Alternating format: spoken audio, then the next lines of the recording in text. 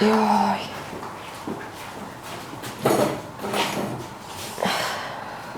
Үе ууц юм уу? Шатц юм уу?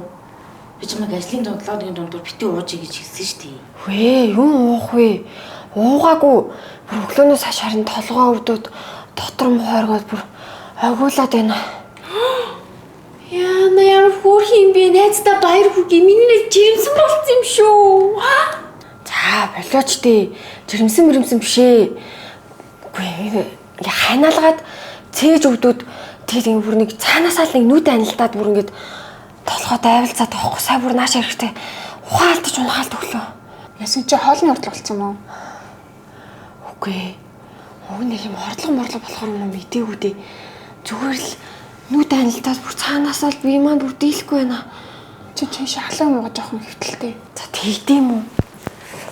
Би нэг жаахан хөвтөд хий за.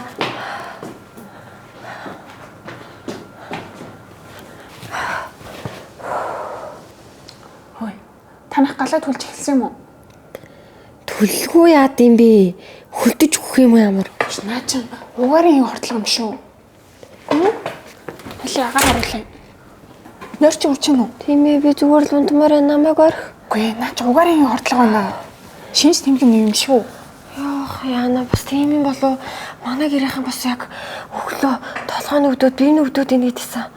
Угаарын хордлогонд орсон үед чи өрдөөс унтаж олдохгүй гэсэн. Гадуур ч одоо хүүтрээд хүмүүс чи угаарын хинт хортоод ийн гэсэн штеп. Аль би 103 дуудъя. Одоо яана. Үе. Эле сүүм уулах уу?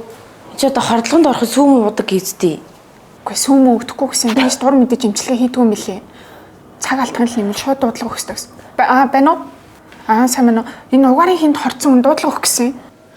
Хөөе, яана ямар аюултай юм бэ? Ээж мэж рүү залгаж хилээ энэ гал малаа айтайхан түлээд жоон сонор сэрэмжтэй ахгүй болцтой. Аюултай минь хөөе.